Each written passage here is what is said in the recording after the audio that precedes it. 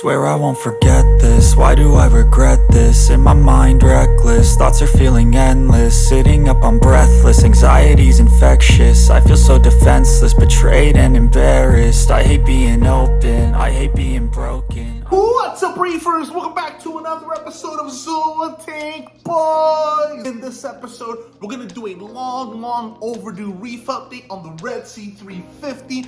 Since the last time I did a video a couple weeks ago, I've added coral, things have been growing, everything's been doing good. So we're gonna take a look at this reef tank. Don't forget, the easiest way to support this channel is to like, subscribe, and leave a comment.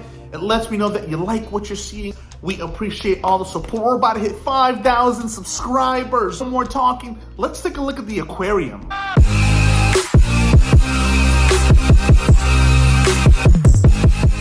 All right, Reefers, so here we have the Red Sea 350.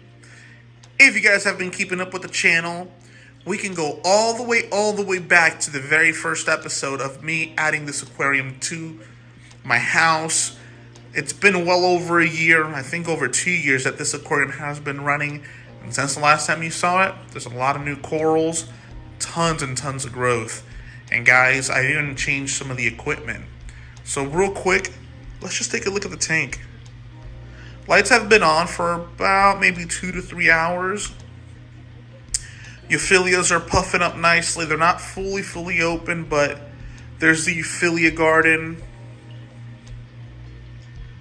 Candy cane's been doing great.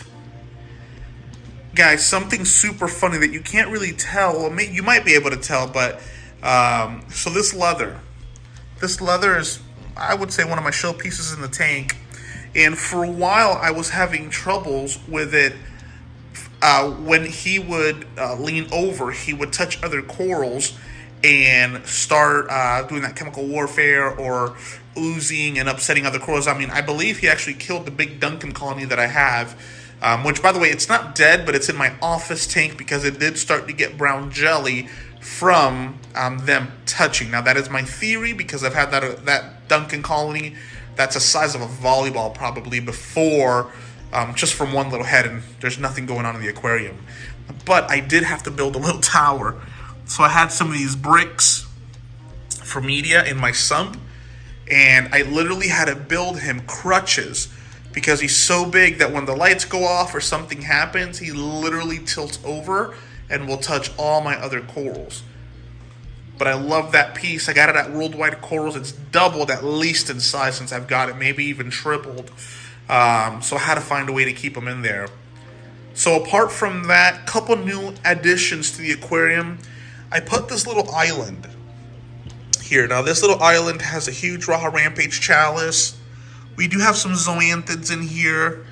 A really nice rainbow chalice. So this is brand new to the tank. So I've pretty much added all the corals from the office aquarium, with the exception of 2 or 3, into this tank because I really like the fact that this tank has a lot of abstract kind of views. So you have, you do still see the nice clean sand bed. You have a whole bunch of caves, but you have like kind of 3 little islands. And what's funny is Hector mentioned that to me. He's like, dude, you have 1 island, 2 island, 3 island. And that, I didn't even do that on purpose. That's just something that happened over time. But the corals are doing pretty good. If you guys follow us on Instagram, you know that Hector brought me back my OG. Guys, this OG was on the verge of death. Completely translucent. Hector had him in his aquarium for 6 months to bring it back. Not sure what upset it because, as you can see, my other 2 shrooms are doing well. I got that nice little red shroom back there. I mean, I haven't had any issues, but for some reason that guy was freaking out. Space Invader Yellow Tang. No complaints, guys. Now, I'll be honest, I haven't tested this tank in a while.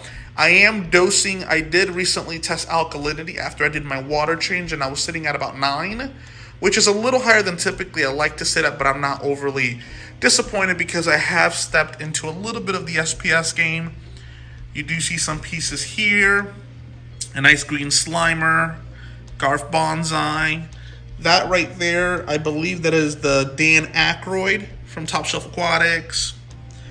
Nice Digi Forest Fire. I got that as a little nugget, and it's doing well. Satosa, Tyree Green, Monty Cap. This guy's starting to take off. I got that as a little piece, and as you can see, he's doing pretty good. He's taking off. So I am going to test my levels soon just to see where I'm sitting.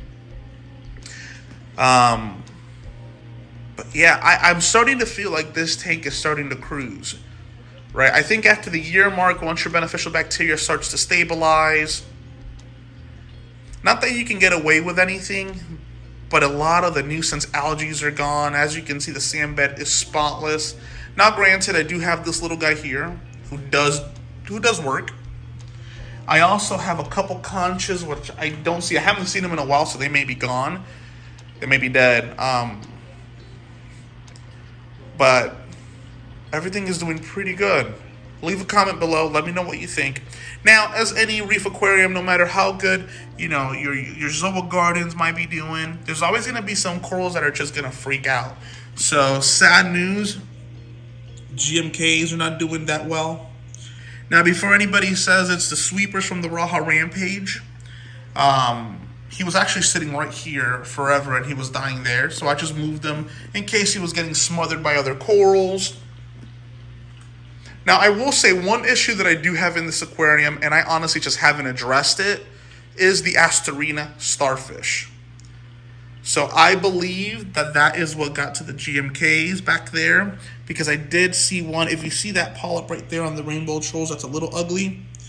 I literally had to pull one out of there because it was munching on them. And you also see that little spaghetti worm that irritates them. But such is life. That's the Reef Aquarium for you.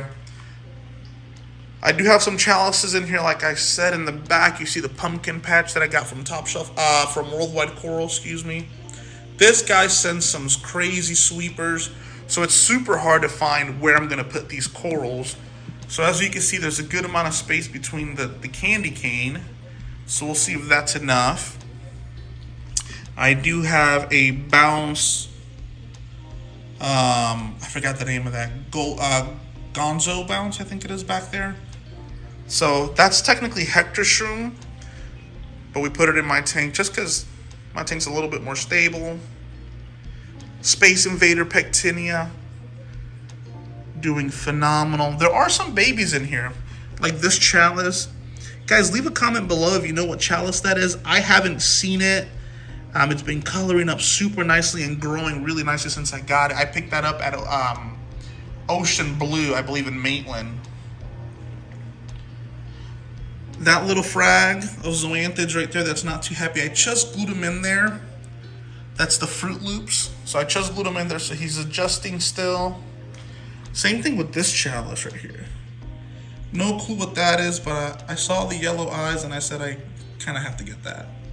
And it's doing really good. When I picked it up from the LFS, it was paled out, and I kind of just saw potential. And ever since having it, he's kind of darkened up and got the green rim and the yellow eyes. So we'll see what that is. But leave a comment below if you know what that is.